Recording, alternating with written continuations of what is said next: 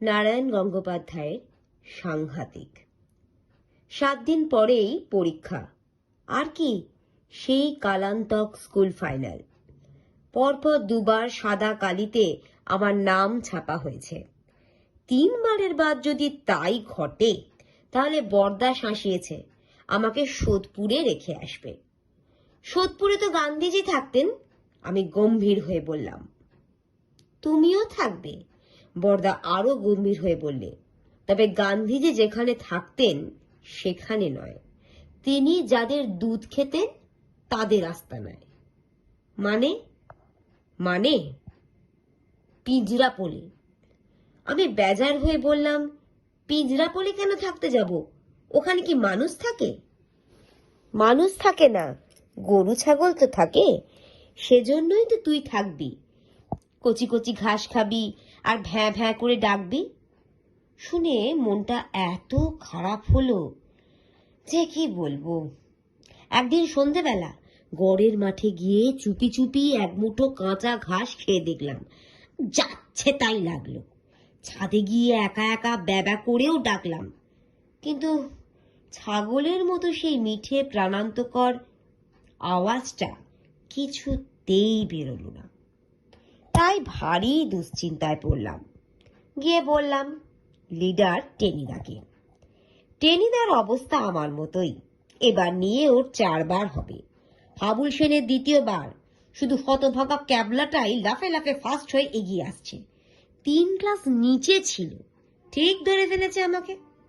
তারপর যদি টপকে চলে যায়, তাহলে সত্যি পিঞ্জরাপোলে যেতে হবে। চাটুর্যের রোয়াকে বসে টেনিদা আতা খাচ্ছিল। গভীরভাবে চিন্তা করতে গিয়ে গোটা কয়েক বিচি খেয়ে ফেললে। তারপর অন্যমনস্কভাবে খোসাটা যখন অর্ধেক খেয়ে ফেলেছে, তখন সেটাকে থুতু করে ফেলে দিয়ে বলল, ইউরেকা! হয়েছে। কি হয়েছে? প্ল্যানচেট। প্ল্যানচেট কাকে বলে? টেনিদা বললে, তুমি একটা গাধা। প্ল্যানচেট করে ভূত নামায় জানিস নে? এর মধ্যেই কোত্থেকে পাঁঠার ঘুগনি চাটতে চাটতে ক্যাবলা এসে পড়েছে। বললে, উহু, ভুল হলো, ওর উচ্চারণ হবে প্লাসে। থাম থাম, বেশি ওস্তাদি করিসনি। ভূতের কাছে আবার শুদ্ধ উচ্চারণ। ওরা তো চন্দ্রবিন্দু ছাড়া কথাই কইতে পারে না। বলেই ছো মেরে ক্যাবলার হাত থেকে ঘুগনির পাতাটা কেড়ে নিল টেনিদা। ক্যাবলা হায় হায় করে উঠল। টেনিদা একটা বাঘাটে হুঙ্কার দিয়ে বলল, থাম, চেল্লাসনি। এ হলো তোর ধৃষ্টতার শাস্তি। বলতে বলতে জিভের এক টানে ঘুগনির পাতা একদম সাফ।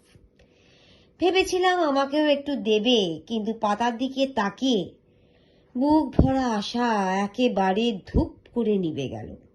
বললাম, মরুক গে, প্ল্যানচেট আর প্লাসে, কিন্তু এসব ভুতুরে কাণ্ড আবার কেন? ভূত টুত আমার একেবারেই পছন্দ হয় না। টেনিদা হে করে বললে, আছে রে গোমুখ, আছে। সবে কি তার তাল গাছের মতো হাত বাড়িয়ে ঘাড় মোটকে দেয়? তাদের মধ্যে 2-4টে ভদ্রলোক আছে। তারা পরীক্ষার কোশ্চেন টোশ্চেন বলে দেয়। তবে আর বলছি কি। টেনিদা এবার শাল পাতার উল্টো দিকটা একবার চেটে দেখলো, কিছু পেল না। তালগোল পাকিয়ে ক্যাবলার মুখের উপর পাতাটা ছুঁড়ে দিলে। বললে, আমার বিরিঞ্চি মামা কিছুতেই আর বিএ পাশ করতে পারে না। গুনে গুনে 18 বার গাঁজা খেলি। শেষকালে যখন আমার মামাতো ভাই গুবরে বিয়ে ক্লাসে উঠল, তখন বিরিঞ্চি মামার আর সইল না। প্ল্যানচেটে বসলো আর বললে, পেত্তয় যাবি না পেলা। টপ টপ করে কোশ্চেন পেপার এসে পড়তে লাগলো টেবিলের ওপর। পরীক্ষার পরে না আগে? রোমাঞ্চিত হয়ে আমি জানতে চাইলাম। দৌড়ল, পরে হবে কেন রে? 1 মাস আগে। হঠাৎ ক্যাবলা একটা বেয়ারা প্রশ্ন করে বসল।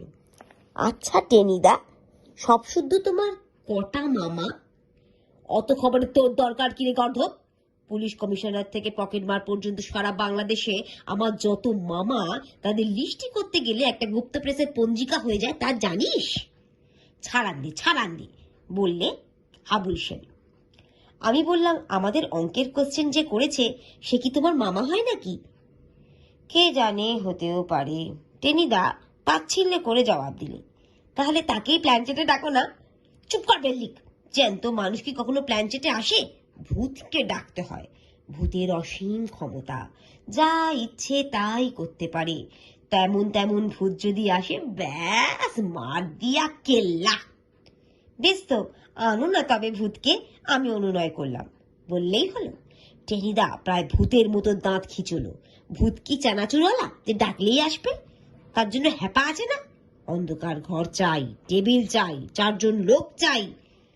ক্যাবলার চোখ দুটো মিটমিট করছিল। বললে, ঠিক আছে, আমাদের গ্যারেজের পাশে একটা অন্ধকার ঘর আছে, একটা পা ভাঙা টেবিল আমি দেব, আর 4 মূর্তি আমরা তো আছি। টেনিদা বললে, বাহ, গ্র্যান্ড! শুনে এত ভালো লাগছে, এদের পিঠে আমার 3টে চাঁটি মারতে ইচ্ছে করছে। ক্যাবলা এক লাফে রোয়াক থেকে নেমে পড়ল। বললে, তাহলে আজ রাত্রি? টেনিদা বললে, হ্যাঁ, আজ রাত্রি। আমার কেমন যেন সুবিধে মনে হচ্ছিল না। ভূত টুত কেমন যেন গোলমেলে ব্যাপার। কিন্তু 7 দিন পরেই তো স্কুল ফাইনাল, আর তার 1.5 মাস বাদেই পিজরা পোল। অগত্যা নাক টাক চুলকে আমায় রাজি হয়ে যেতে হলো। বাড়ির পেছনে গ্যারেজ, এমনি ঘুটঘুটি অন্ধকার সেখানে। গ্যারেজের পাশের ছোট টিনের ঘরটা যেন ভূষো কালি মাখানো। গিয়ে দেখি ক্যাবলা সব ব্যবস্থা করে রেখেছে। একটা পায়া ভাঙা টেবিল, তার চারদিকে 4টে চেয়ার, একটু দূরে লম্বা দড়ির সঙ্গে ছোট্ট একটা বস্তা ঝুলছে। টেবিলের ওপর ক্যাবলা একটা মোমবাতি জেলে রেখেছিল, তার আলোতেই সব দেখতে পেলাম। বস্তাটা দেখিয়ে হাবুল বললে, ওইটা কি ঝুইলা আছে রে? খাউন দাউনের কিছু আছে নাকি? নিদা বললে, পেট সর্বস্ব সব, খালি খাওয়াই চিনেছে। ওটা বক্সিং এর বালির বস্তা। তাইসা ওইটা লইয়া বক্সিং করবে নাকি? হাবুলের জিজ্ঞাসা। ক্যাবলা হেসে বললে, ওটা ছোটদার। টেনিদা বললে, থাম, এখন বেশি বাজে বকিসনি, এবার কাজ শুরু করা যাক। হ্যাঁ রে ক্যাবলা, এদিকে কেউ কখনো আসবে না তো? না, সে ভয় নেই, তবে দরজাটা বন্ধ করে দে। ক্যাবলা দরজা বন্ধ করে দিলে। টেনিদা বললে, জনে 4টে চেয়ারে বসবো আমরা, আলো নিবিয়ে দেব, তারপর ধ্যান করতে থাকবো। ধ্যান? কিসের ধ্যান? আমি জানতে চাইলাম। ভূতের, মানে অঙ্কের কোশ্চেন বলে দিতে পারে এমন ভূতের। হাবুল বললে, সেইটা মন্দ কথা নয়, হারু পণ্ডিতের ডাকন যাক। হারু পণ্ডিত শুনে আমার বুকের ভেতরে একবারে ছাদ করে উঠল। 3 বছর আগে মারা গেছেন হারু পণ্ডিত। দুর্দান্ত অঙ্ক জানতেন, তার চাইতেও জানতেন দুর্দান্ত ভাবে পিকতে। একটা চৌবাচ্চার নল নিয়ে জল টল ঢোকার কি সব অঙ্ক দিতেন, আমরা হাঁ করে থাকতাম আর পটাং পটাং গাট্টা খেতাম। সেই হারু পণ্ডিতকে ডাকা? আমি বললাম, বড় মারতো যে, এখন আর মারবে না, ভূত হই মোলায়েম হয়ে গেছে। তাছাড়া কেউ তো ডাকে না, আমরা ডাকলে কত খুশি হবে দেখিস। শুধু অঙ্ক কেন, চাই কি আদর করে সব কোয়েশ্চেনই বলে দেবে। টেনিদা আমাকে উৎসাহিত করলেন। ক্যাবলা বললে, তবে ধ্যানে বসা যাক। আমি বললাম, হ্যাঁ ভাই, একটু তাড়াতাড়ি, বেশি দেরি হয়ে গেলে বড়দা কান পেঁচিয়ে দেবে। আমি বলে এসেছি ক্যাবলার কাছে অঙ্ক কষতে যাচ্ছি। টেনিদা বললে, আমি আলো নিভিয়ে দিচ্ছি, তার আগে শেষ কথাগুলো বলে নি। সবাই হারু পণ্ডিতকে ধ্যান করবি, এক মনে এক প্রাণে। সেই দাড়ি, সেই ডাঁট ভাঙা চশমা, ডাক সেই নস্যি নেওয়া। ক্যাবলা বললে, সেই গাঁটটা? টেনিদা ধমক দিয়ে বললে, চুপ, বাজে কথা এখন বন্ধ, শুধু ধ্যান, এক মনে এক প্রাণে, শুধু প্রার্থনা। স্যার, দয়া করে একবার আসুন, আপনার অধম ছাত্রদের পরীক্ষার কোশ্চেনগুলো বলে দিয়ে যান। আর কিছু না, আর কোনো কথা নয়। আচ্ছা, আমি আলো নেবাচ্ছি। 1, 2, 3। টুপ করে আলো নিভে গেল। বাপস, কি অন্ধকার, দম যেন আটকে যায়। ভয়ে আমার গা শিরশির করতে লাগলো। ধ্যান করব কি ছাই, এমনিতেই মনে হচ্ছিল চারদিকে যেন সার বেঁধে ভূত দাঁড়িয়ে আছে। তবু ধ্যানের চেষ্টা করা যাক। কিন্তু কি যাচ্ছে তাই মশাই ঘরে, পা দুটো একেবারে ফুটো করে দিচ্ছে। অনেকক্ষণ দাঁত খিচিয়ে থেকে আর পারা গেল না। চটাস করে একটা চাঁটি মারলাম। কিন্তু এ কি, পায়ে ছাঁটি মারলাম কিন্তু লাগলো না কেন? আমার পা কি একেবারে অসাড় হয়ে গেছে? আর আমার পাশ থেকে হাবুল তখনই হাউমাউ করে চিৎকার করে বলল, অটেনিদা, ভূতে আমার পায়ে ঠাঁই কইরা একটা চাপড় মারছে। টেনিদা বলল, শাট আপ, ধ্যান করে যা। কিন্তু আমার এদের চোপড় মারলো। ধ্যান না করলে আরো মারবে, চোখ বুজে বসে থাক। আমি একদম চুপ। হে ভারী ভুল হয়ে গেছে। অন্ধকারে নিজের ঠ্যাং ভেবে হাবুলের পায়েই চড় মেরে দিয়েছি। আরো কিছুক্ষণ কাটলো। ধ্যান করার চেষ্টা করছি, কিন্তু কিছুতেই কিছু হচ্ছে না। হারু পণ্ডিতের টাক আর দাড়িটা বেশি ভাবতে পারছি, কিন্তু সঙ্গে সঙ্গে গাঁটটাটাও বিচ্ছিরিভাবে মনে পড়ে যাচ্ছে। তখনই ধ্যান বন্ধ করে দিচ্ছি। ওদিকে আবার দারুণ খিদে পাচ্ছে। আসবার সময় দেখেছি রান্নাঘরে মাংস চেপেছে। এতক্ষণে হয়তো হয়ে গেছে বোধ হয়। থাকলে ঠাকুরের কাছে গিয়ে একাত্ম চাইতে টাইতেও পারতাম। যতই ভাবি, খিদেটা যেন নারীর ভেতরে পাক খেতে থাকে। হঠাৎ অন্ধকার ভেদ করে ব্যাঁ! কি সর্বনাশ! ধ্যান করতে করতে শেষকালে পাঁঠার আত্মা ডেকে আনলাম নাকি? এতক্ষণ যে মাংসের কথাই ভাবছিলাম। আমার পাশ থেকে হাবুল কাঁপা গলায় বলল, টেনিদা, পাঁঠা ভূত।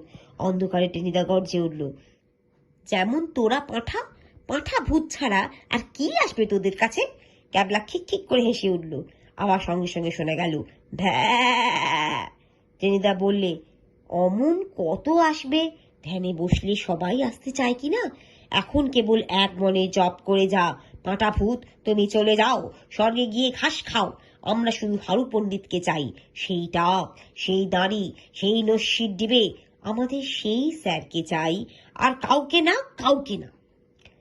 পাঁঠা ভূতকে যে আমি আগেই ডেকে ফেলেছি সেটা চেপে গেলাম, কিন্তু আমার পায়ে ওটা কি সুড়সুড়ি দিয়ে গেল। প্রায় চেঁচিয়ে উঠতে যাচ্ছি, হঠাৎ টের পেলাম আর শোলা। খিদে ভুলে গিয়ে প্রাণপণে স্যারকে ডাকার চেষ্টা করতে লাগলাম, কিন্তু বেশিক্ষণ ধ্যানের জো আছে? ঘটাং করে কে যেন আমার পায়ে ল্যাং মারলো। টেনিদা, ভূতে ল্যাং মারছে আমাকে! আমি আর্তনাদ করলাম। হাবুল বলে উঠল, আহ, খামোকা গাধার মতো চেঁচাস কেন? আমার পাটা হঠাৎ লাইগা গেছে। টেনিদা দাঁত কিরমির করে উঠল, উফ, এই গড়লগুলোকে দিয়ে কি ধ্যান হয়? তখন থেকে সমানে ডিস্টার্ব করছে। যে একটা কথা বলবে তার কান ধরে সোজা বাইরে ফেলে দেব। আবার ধ্যান শুরু হলো। প্রায় হারু পণ্ডিতকে ধ্যানের মধ্যে এনে ফেলেছি। এলো এলো এসেই পড়েছে বলতে গেলে। টাকটা প্রায় আমার চোখের সামনে, মনে হচ্ছে যেন দাড়ির সুরসুরি আমার মুখে এসে লাগছে। এক মনে বলছি, দোহাই স্যার, স্কুল ফাইনাল স্যার, অঙ্কের কোশ্চেন স্যার। ঠিক তখনই কেমন একটা বিটকেল শব্দ এলো মাথার উপর। চমকে তাকাতে দেখি টিনের চালের গায়ে দুটো জলজলে চোখ, ঠিক যেন মোটা চশমার আড়াল থেকে হারু পণ্ডিত আমার দিকে চেয়ে রয়েছেন।